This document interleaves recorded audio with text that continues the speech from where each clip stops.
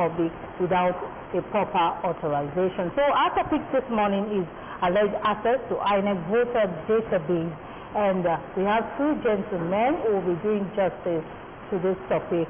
One via Zoom, and he is Comrade Ayodeji Ologun, the Director, Center for Responsive Governance. Good morning, Mr. Ologun. Good morning. Thank you for having me. Thank you for coming on the program. And our second guest is joining us in the studio, and we'll be doing it live with him too. Is Alhaji Ola Animasha, a public affairs analyst. Good morning, Alhaji. Good morning, and nice being in the studio. Thank you for coming. Good morning, Mr. Ologun. I will not be the only host of the program. Moses is here with me on the program. Good morning, Moses. Yeah, good morning, Charity. Good morning, everyone. For access to INEC voter database. And this came to the fore after Lady Olayinka, a spokesperson to the FCC, shared the screenshots of Nollywood actor Emeka voter details. So, okay, let me start with Mr. Ayodeji Ologun. Comrade, I beg your pardon, Comrade Ayodeji Ologun. So, what do you make of this? If private citizens' data to be accessed and shared, should the Nigerians be worried?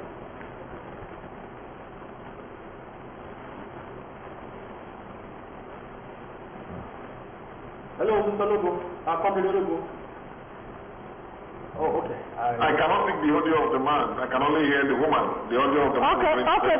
The question he put forward was that this leaked INEC database involving two Nigerians, one emanating from Mr. Lady Olayinka, accusing Emeka of some sort of political journey where he is not supposed to transfer from one point to another. Do you think it is something that Nigerians should be worried about? That's what we are asking. Well, the incident that has involved Lady Olayinka in recent time is one that as Nigerians we should be very worried about. Not worried about because of the status involved, but we should be worried because of the implications of incidences like this. What has actually happened is a clear breach of personal data of Nigeria, which ordinarily should be protected, particularly by an agency such as INEC. For the benefit of those who may not have the details, what happened was a couple of days back, Lady Olayinka, who is an aide to the Minister of the FCT, came to the public to display the voters register, purportedly emanating from the back-end database of INEC, talking about Nollywood actor who naturally votes in Imo State, but is contesting an election in Abuja. And this is what raised the doubt. This speaks to a lot of issues. It speaks to, for me, number one, it shows that database or data of Nigeria are not as protected as it should be. Number two is the implication of it on the electoral process, especially as we approach election in Ekiti, in Osun, and subsequently the 2027 election. And the third one for me is what I personally had issues with, the fact that there are no repercussions, or adequate repercussions as the case may be, for actions or inactions of individuals by the privilege of offices they occupy. When that issue broke out, a lot of Nigerians were shocked, and I was one of them, that this is an INEC that we have always been suspicious of, or that we have always been worried about, especially when it comes to protection of data, protection of information, and particularly transmission of figures during elections. And this is a breach of the back-end data of an individual that ordinarily shouldn't have gotten into the hands of another Nigerian other than those that have access to it. And of course, INEC responded a day after to first of all, this is something that was very crucial, which we need to talk about, admitting that what happened was not an act into their system. If INEC had admitted that their system was hacked into, that would have increased our worry as Nigerians, because that would have shown that our data and possibly records of elections are not safe. But INEC coming out in the press release to say that, the database was not hacked is a sort of a relief that, maybe for what? Our data are site-proof. And of course, INEC went ahead in that press statement to admit that one of their own staff, who have access by protocol to the back-end server, must have leaked that information or must have granted access to a lady online card to have access to that information. And that is where the issue comes in.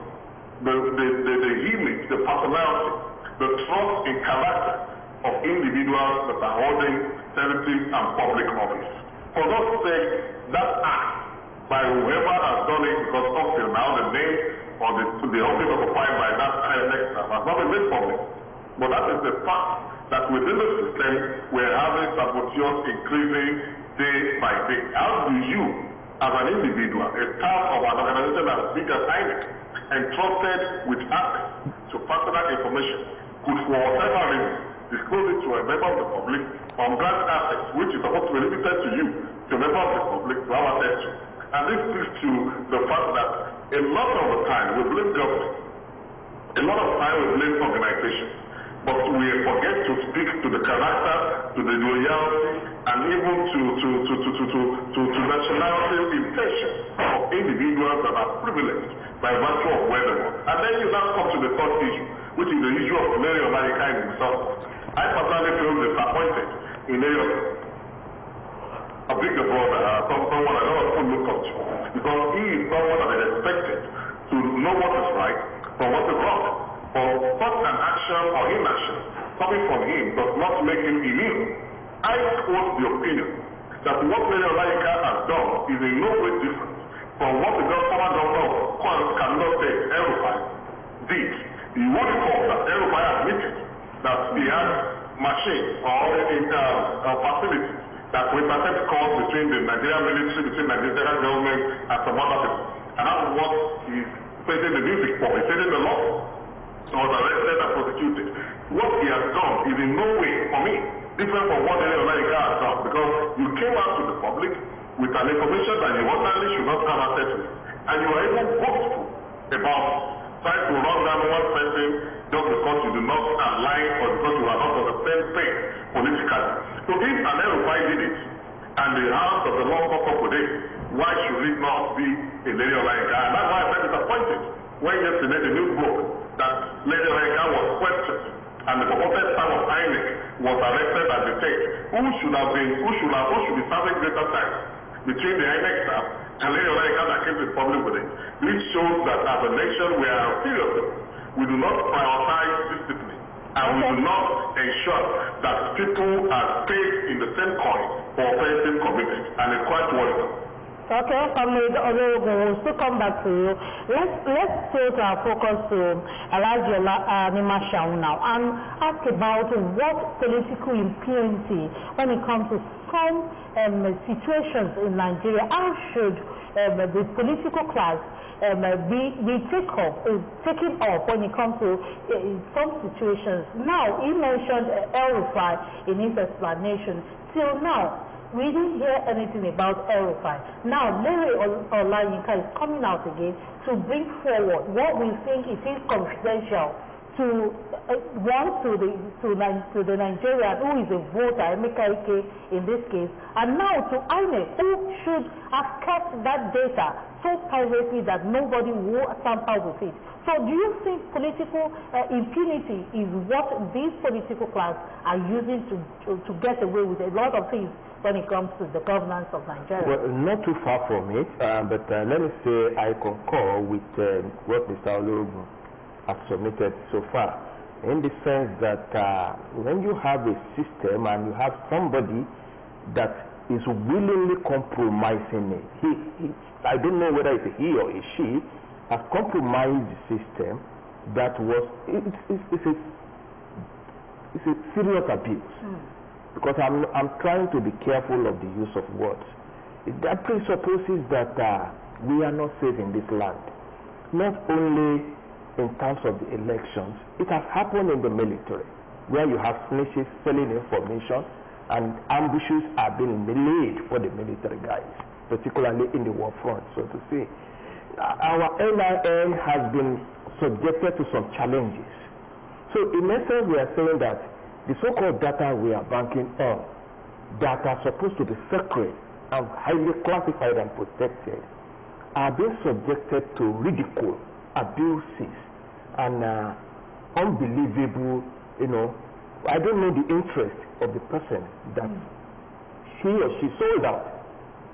Because it's not an institutional breach, so to say, according to INEC, because what INEC has just confirmed and agreed upon is that that thing happened, and it happened without any doubt. What Lady Olayenka was trying to achieve is a different issue entirely, obviously political. And like he said, like Mr. Lobo, sorry if I miss your name. Comrade Lobo. Lady Olayenka, I think he has beaten more than he can chew in this instance. And it's quite unfortunate, because what it means is that we have compromised, or he and the person, his cohort, the person that did it, has compromised the system. And not only have they compromised the system through the so-called abuse or serious abuse, it will surely have backlashes on the actual election itself. The trust element, because an election is supposed to be transparent, it has to be trustworthy. And in this instance, the trust element has been challenged. In essence, what do you expect participants in the election, including we, the electorate, to believe in the system? Because the system is wobble, as it were. For somebody to have so much confidence in abusing a system that is supposed to be very, very solid and watertight, it's a ridiculous development even to the outside world, not only to those of us who are likely to be having trust issues with the election. What do you expect the opposition to say? After all, Atiku has spoken. No matter what you might be saying about Atiku politically, he is on point. And not only Atiku, even Emeka Ike, if I got the name of the Nollywood actor very well, is also on point to say he is likely going to court to challenge it. In any case, I don't know if there's an offense that Emeka Ike will have committed by transferring his voters register or whatever to Abuja. What I don't know is whether he can contest or not. But as a Nigerian, you can contest in anywhere in Nigeria once you have stayed between 5 and 10 years, if I'm right, in that place. So what is the fuse about? It's obviously political, but the issue is claiming that Emeka Ike is going to do this and backing it with valid data from the data bank of the INEC is a very dangerous development. I don't think there's anybody that will say, oh, there's no big deal about it, because that is a serious challenge to the election itself. That's why I said it's not only a compromise, it's going to reverberate on the elections itself, because the trust element will be in deficit, as it were. Okay, thank you so much, sir.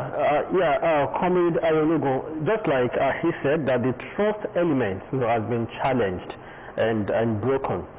So away from the press releases, INEC explanations of the database not being hacked, but its staff released the information, unethically to Lady Olayenka. What kind of damage control, or how would INEC, how do you think INEC can bridge this trust gap, ahead of 2027 elections? Well, it is a major one. And just like the guest in the studio of Silence said, one of the elements that brings up fairness, justice, and acceptability in an election is the fact of trust. When trust is taken away from a process, the end result most of the time does not count, because people have lost faith, people have lost trust in the process. So whatever you eventually come up with, people see it as an already predetermined outcome. And this is very key. And that's why we say most of the time that even in justice system, justice must not only be done, but it must be seen to be done. This is a big blow upon the image of the Independent National Electoral Commission as the case will be. Don't forget that there is a big distrust, a big gap of trust between the government and the governed. There's also a big gap of trust between INEC as an umpire body and even the people. That's why a lot of people will tell you, oh, why should I waste my time to go and vote? They already know what they want to do. They already know who they will declare. So the people that you are practically encouraging to have trust in the system to come out on the day of election to vote, to pick a candidate of their choice to govern them. Now having to see incidences such as this, you are further taking them far away from trusting the process to do the needful or to do that which the Constitution mandates them to do. And this is where I have issues. We live in a country where information seems to be access to everyone. And we have problems with the so-called handlers of information, not just in this case INEC, but even the government. When such things happen, or when the incident, this particular incident, a focus happens, what I expected INEC to do, beyond the details of the press conference, was to have come out to say, look,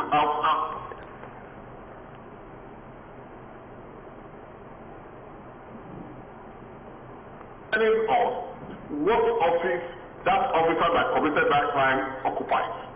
There is no crime in telling us the name of the officer involved. There is no crime telling us when, how the person was taken into custody. There is no big deal in telling us which agency of government is holding that part of INEC and what kind of questions are being asked. It is not out of place to tell us what INEC has done immediately that happened to increase the security architecture in protection of the database of INEC. To say, well, look, we've increased our check system. All the officers of the full level now have to check through another senior officer before they can have access to the database. These are moves we are making to ensure that such occurrence does not happen. But we live in a country where ordinary information that should be in the public domain are made to seem like something you have to beg for. What ordinarily should be announced in a statement is what you are making Nigerians to still write FOI letter to request for information that ordinarily has no reason to be kept. So these are issues. If you want to build the trust of the people must be seeing you as being transparent. Imagine that INEC has done all of these things that I have talked about. Even the airline, which is most of the time the ones that get to know all of these things. What we're discussing now, how many Yalojas in Abeokuta or in Mako in Ibadan or in Nasaja market in Osogbo know some of these things we are talking about. But the perception, particularly of the airline class, is what is transferred to the opinion of the ordinary man on the street. So when the so-called airline feels disappointed by the way you handle a particular position or a particular incident such as this, you have eroded the trust of the people.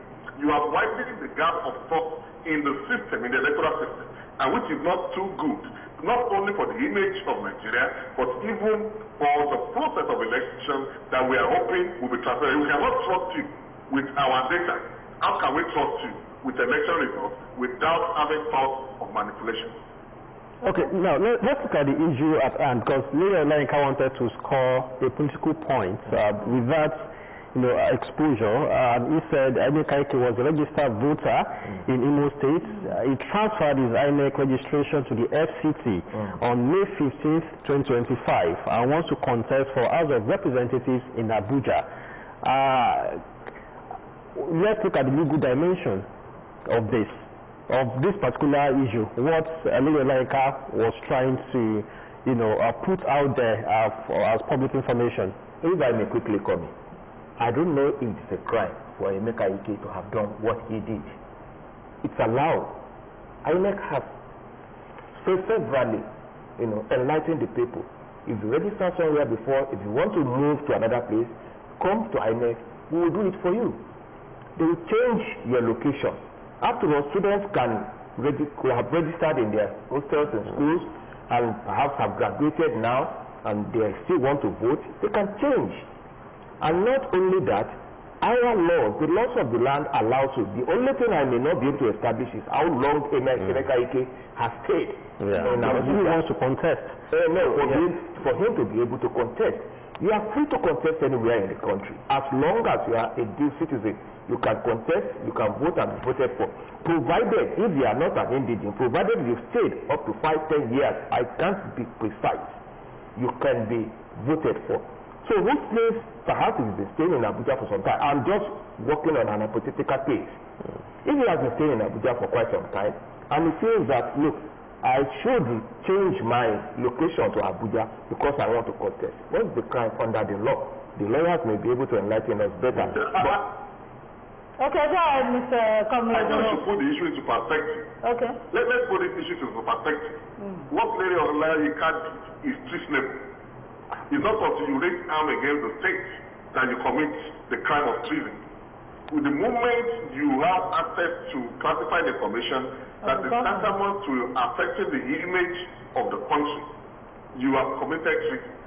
And that is the same offense that El-Rufai committed. And I keep saying that the offense of Lady Olayinka is not different from that of El-Rufai. The senior citizen in the studio, what he is trying to make clear of, let's look at antecedents. The INEC has committed no crime. What the law says is that for you to contest an election, you must be an indigene of that state, or of that local government, or of that constituency as the case may be. Otherwise, you must have lived in that community for 10 years, and that's where the law of naturalization comes in.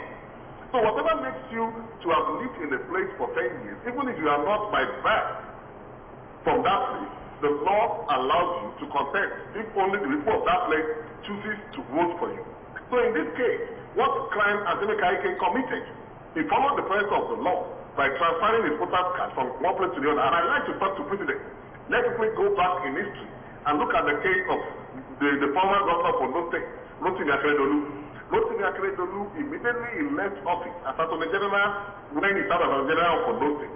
Relocated his practice, his family and everything he had to Ibadan. That was where he established his law firm, and that was where he was practicing from. When he was ready, he flashed back to 2012 or 2013 as the case may be.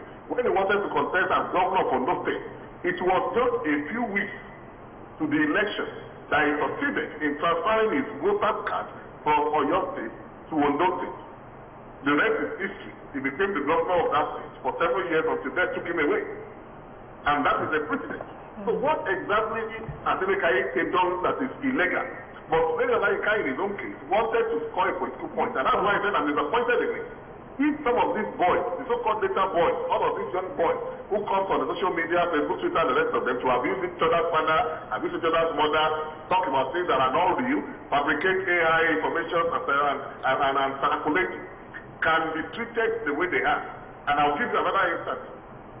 Just 2 days ago, the Nigerian police force arrested a young man that was purportedly using the instrumentality of technology to circulate an unfounded audio of Mr. President. I'm sure you must have seen that in the news. So if that man could be arrested for such an offense, what has that young man done that is different from what Lady Olayinka has done? Until we continue, or until we start rather, to begin to allow consequences for action, irrespective of whose ox is God, we will be doomed as a nation. And if this is allowed to go like every other issue, then we are building a future that all of us will not be proud of. You see, the most interesting part of it is that, which I'm happy about, is that Lady Olayinka is being quizzed. The person inside INEC who breached the system illegally is also being quizzed.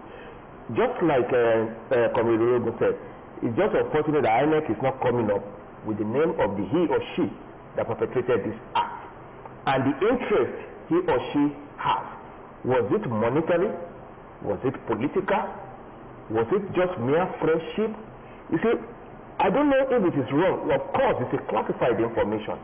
And I'm not sure Freedom of Information Act will have given it easily to Lady Olayinka if he has requested for it. But what he did was that he committed something of a crime, because I wouldn't want to call him a criminal now. He's still being quizzed. And he has the effrontery to put it up on the internet, online, to back it up without any official authority. He's got to be sanctioned. There's just no two way about it. Like he said, Comrade Orogun, it's like a felony.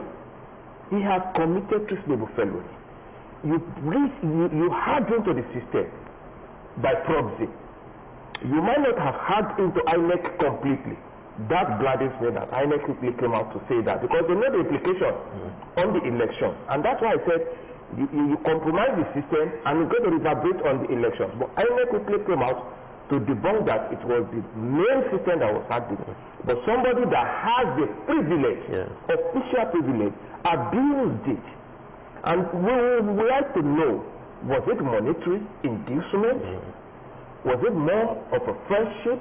Or was it political? If it is political, of course we are all political animals. But within INEC, officially, you can't afford to be political or partisan. You've got to be neutral.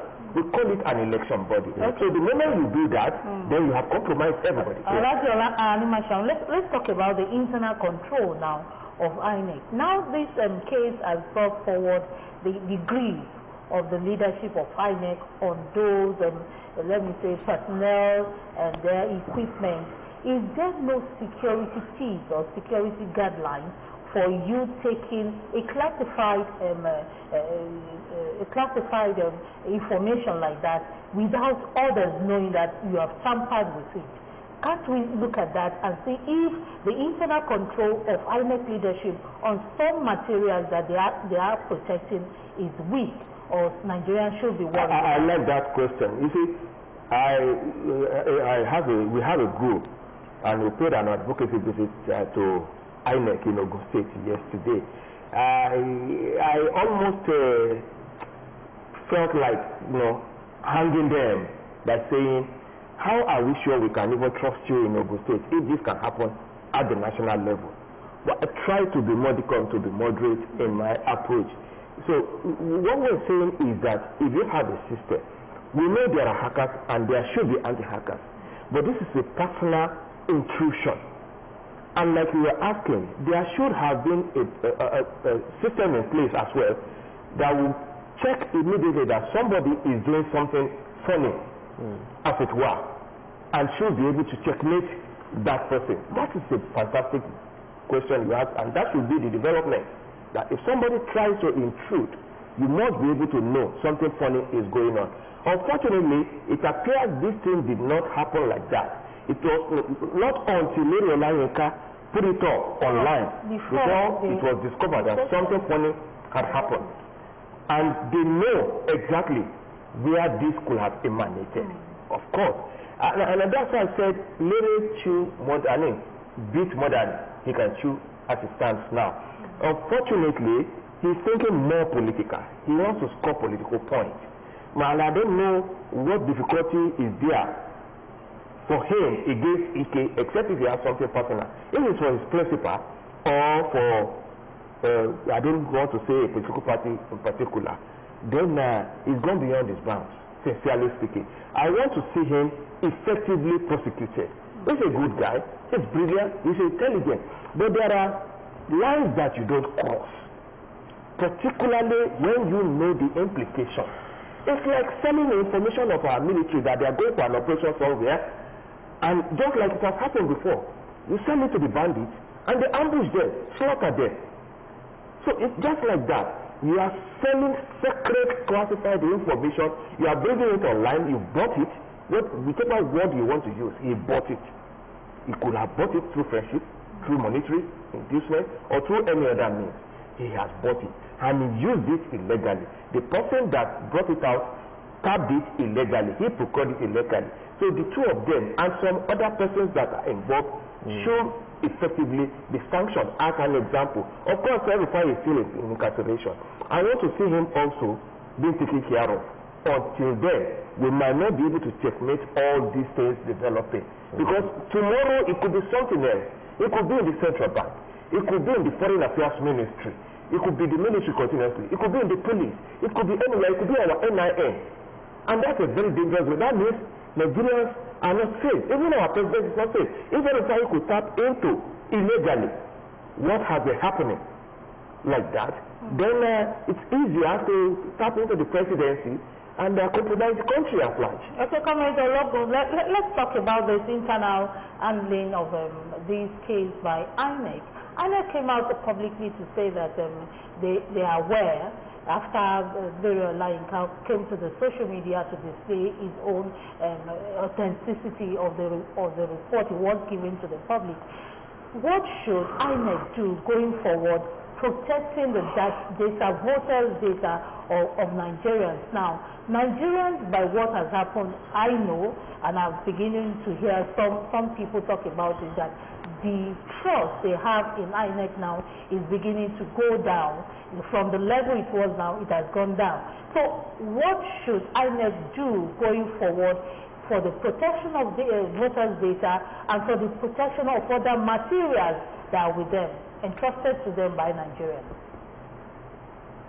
It's a very simple thing, and I like to speak to analogies and precedents. If you go back to the banking system, for a long time we're having similar breaches in our banking system until the bank increased their layer of tech and security. If you go to the banking hall now, you want to make a transaction, when you speak to your bank officer or whoever is in charge, you will see him take a form or your form to a particular table for clearance. That is layer of access.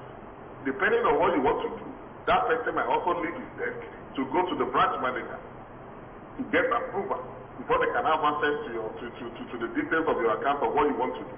That is layer of security and access charge. That is the same thing that INEC need to do.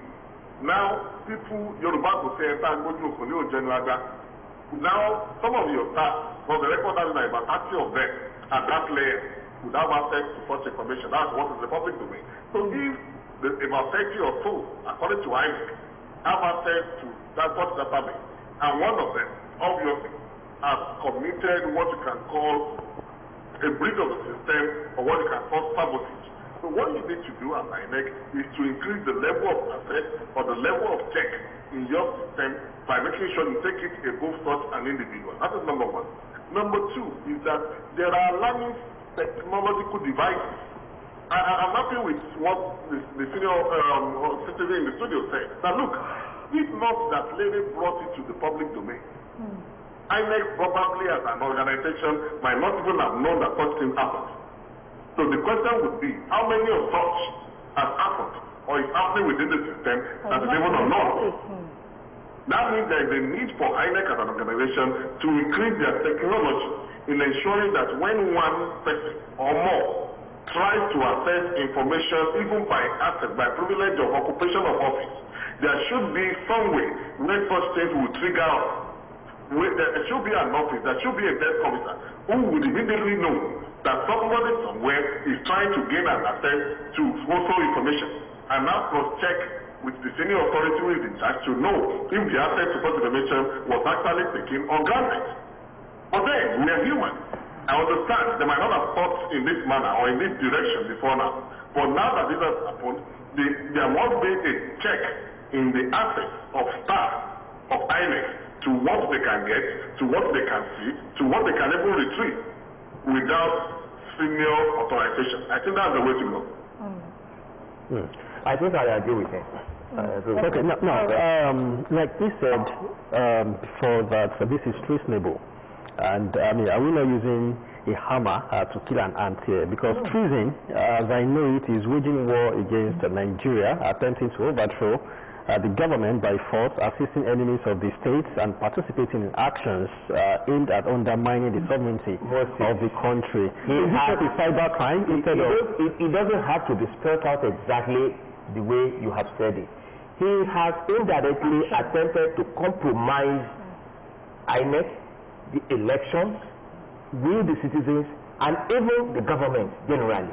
It's a war against Nigeria. What he has done indirectly, it could have been in another gravity. Like Kobe said, who knows what has been happening from within as it stands now, as it were.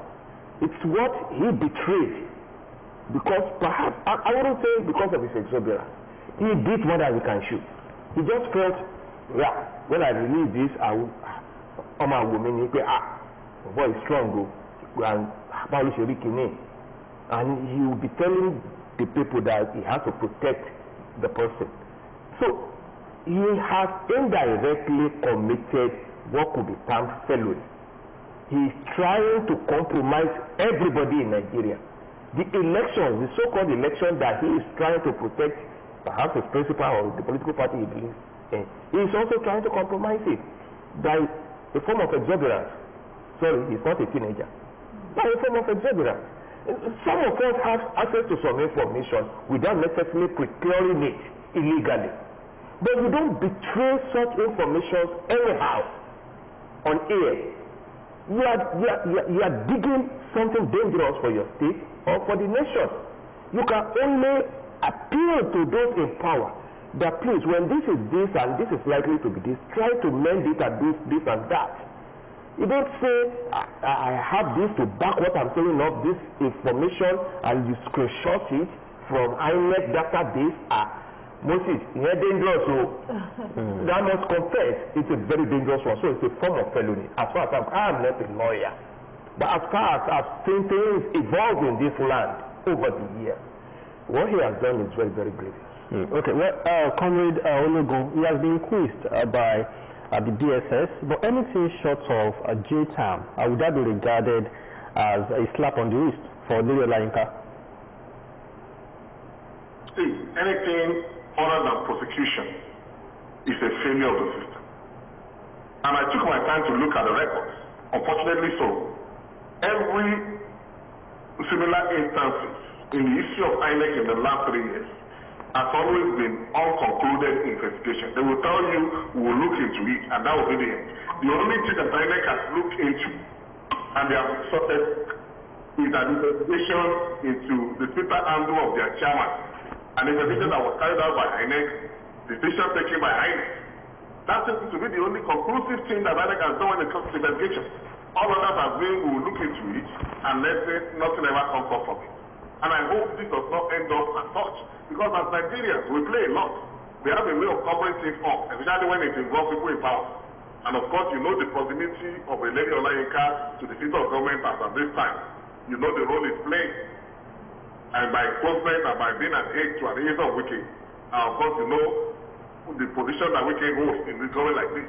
I hope that such sensitivity will not be allowed to erode the need for prosecution of a Lady Olayinka and a time that we need to know, just like he said, to what extent was that compromise made? Was it for monetary gain? Was it for political reasons? Or else, you will be giving room for other people to do the same when there are no repercussions for action. We need to redevelop a system where for every action and inaction, there must be repercussions. And it must start with something like this. Look, have you ever thought of it? Why they say something is classified, and why those who left offices as governors or as presidents could not write their memoirs until maybe about 10 years, maybe 5-10 years? Because when you say it's classified, it can be very dangerous when you betray the information just like that. Look, I said people have access and have information. Ask former governors in this state. There are things that they dare not say. Those are governors. They dare not say generally in the public. And when they want to write their memoirs, it will be after that is usually the time. Not that you procure something. It's obvious now. You procure it illegally, and the person was willing. It takes two to tango, and you also betrayed it directly by screenshotting it. I don't know if you can escape this, the prosecution, except if we are saying anything goes. That is it. Whatever we are going into in Nigeria now, because as it stands now, people will want to see to the end of it. In fact, if I were to be in the opposition, if I were to be a politician, I will want to see to the end of it. So that we can say, of course, it's just that at the end of the day, some of them may be at the other side sometimes, and they may likely want to go on the same pedestal, because who knows what they have been doing underground. Look at what happened in the 2023 election. The INEC had the fear of transmitting. They said the something has been compromised tactically. They couldn't come out to say more than that. And we have to take it as it was. Now, this is the new one now going on. What's going to happen to all these new system policies and all the rest? You see, we can't afford to just do things with reckless abandonment. As far as I am concerned on this development, there was a form of reckless abandonment on the part of Lady Olayinka. He shouldn't have gone that far. You want to nail a guy, you don't have to go that far of procuring illegally. If you ask for information, relatively moderate information, I think INEC will have given it to you. There's Freedom of Information Act. They will have, it may take time. They will give it to you, but not to the point of compromising that information by screenshotting and everything. You can only refer to and say, from information we got from INEC, let anybody who wants to doubt it go to INEC to reconfirm. that this is what we got from INEC that he is transferring. I mean, what we're even talking about is, voters' details. So I don't think there's a way INEC would have... They will only confirm, that's why I said relatively, they will only confirm that he has transferred. Well, which is an open thing. He has transferred from the Southern States, yes. to Abuja. Simple. No, so the rest is left for you. You don't have to say all the information about Emeka Ike, I have it, this is this and that is that. You don't need that. That is even petty, as far as I'm concerned. Okay. Yes. Just say, okay, we have transferred. So what's your grounds with his transfer? You want to block him from contesting? Is INEC saying whatever he is doing is illegal or he can't contest? Is the law of the land saying he can't do that? It's petty. He wanted a cheap political point and he wanted to back it up, validate it with that screenshot, which has backfired. Okay, comrade Olorogun, now let's talk about the larger picture of it and talk about INEC's electoral technological system now and look at other aspects of it. Now we are talking about voter data being tampered with. What about the transmission, the distribution, other things that involve technology in that institution? Don't you think on a larger scale, the vulnerability of these systems should be looked into? This is one aspect, and it is bringing out a lot of controversies now. Other aspects of technology being used by INEC, how should it be beefed up? Well, I think INEC was clever enough, and I give a big applause to whoever handled the communication of INEC, especially on this matter. Because the most dangerous thing that they could have done is to have admitted that their system was hacked. So it was a diligent approach on the part of whoever handled that matter to first of all clarify that that information was not contained through an hack of the system. That is reassuring. That is confidential. It builds the confidence of people that look, oh, okay, maybe contrary to our affair, maybe the INEC portal is proven, is tightened when it comes to breaches. I think it's a good one, because what has simply happened in this case is sabotage, not an hack or an hacking to the database of INEC, and that builds a little bit of thought, no matter what, in people like me, that, oh, maybe we can depend on the technology tendency or capacity of INEC in protecting electoral information ahead of the forthcoming election in Ekiti, Osun, and of course the general election in 2027. But this should also be an indication that there is a need to look inward. There is a need to reorganize for INEC within this time. There is a need to do a staff audit, because if one of your staff could act as a saboteur in a line itself, for whatever reason, for whatever intention, to have been used to discard information of a voter, what makes you think that there will be more daring individuals within the system who will do worse than what has been done in this instance? So number one, this should be a time for INEC to quickly go through a staff auditing and know exactly who is who, know exactly who has the tendency of doing what, who has the tendency of compromising the process before, during, and after the general election in 2027. That's one.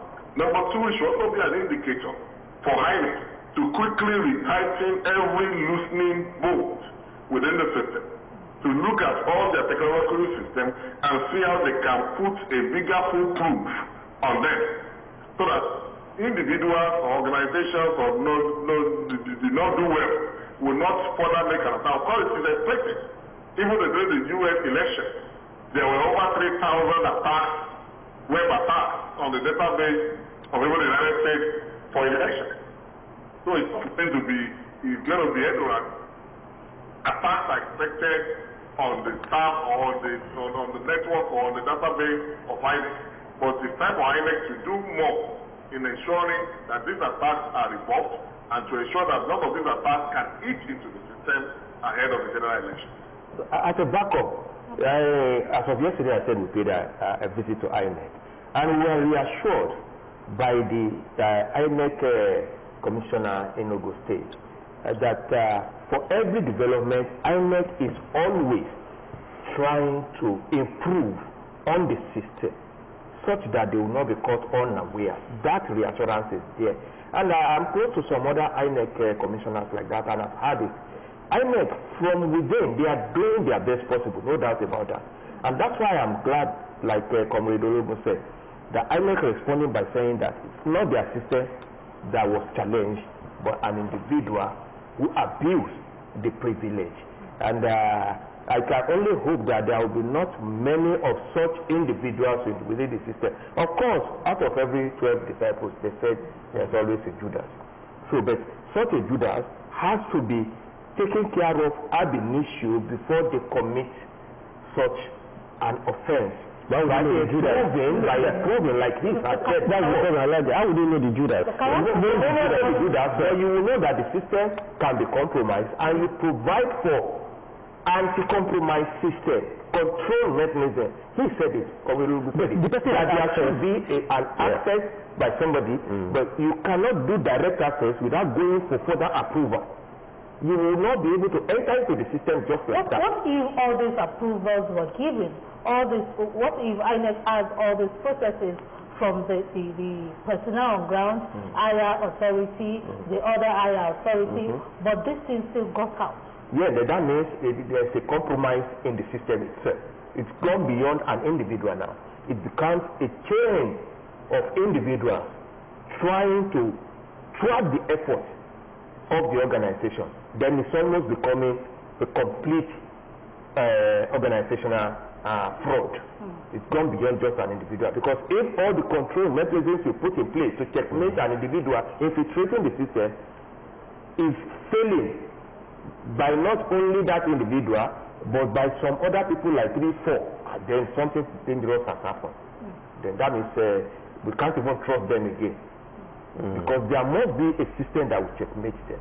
Of course, control mechanism. The next elections are quite beckoning now, and how can we even ascertain these suggested improvements? Yes, there could be assurance here and there that, oh, we'll do that, we'll do this. How can we even know if all those have been put in place? If they are not putting them in place, they will not be reassuring the public. Like I said, we called the woman, she said we should address her as the INEC rep. Assurance is big, basically. No, if she is not sure of what she's saying, she will not say it. It is only when people compromise the system that you can say that what you have put in place is not working. And what is it, the motivation that makes people to be so desperate? Yes, we know political interest is very, very volatile. But, and still but, like Omerulu said, like in the banking sector and any other place, for you to infiltrate the system just like that with ease, that means there are no control mechanisms in place. There must be control mechanisms, checks and balances to make sure that you don't just like dip your hand into the till and take out words of note without anybody knowing that something has gone wrong.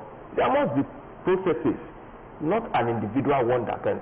Just an individual bringing out such an information is so weighty, it's so heavy. There must be control mechanisms in place. Okay.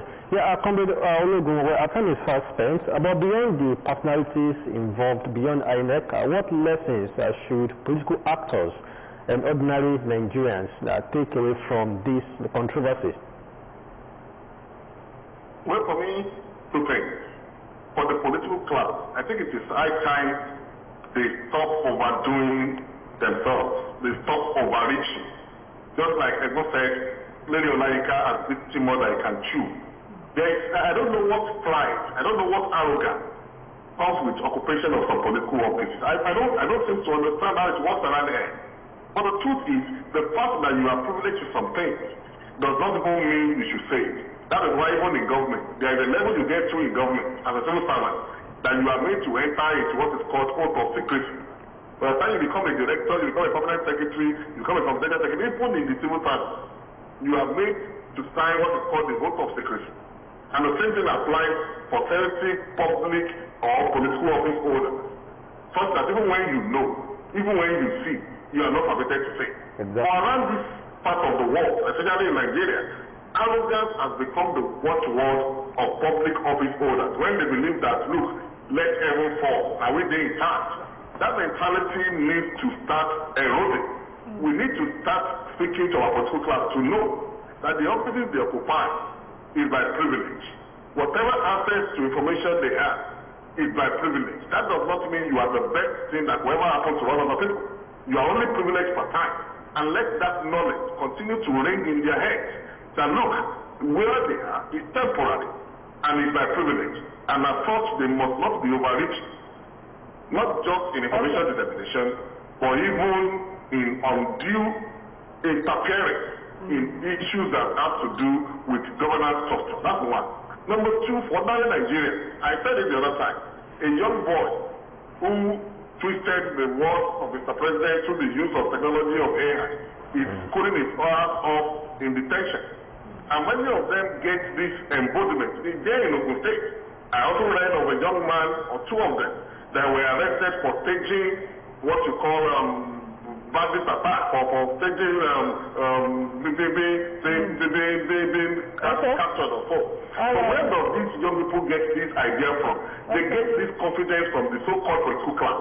So what makes you think an individual will not think, oh, if Lady Olaika can get away with it, I also can get away with it? When this banditry of a thing started, we saw some comedians using police uniforms, using military uniforms to do what they call comedy. And that is one of the things that embodying some of these non-state actors to begin to do things until they started picking them up one by one, and then it stopped.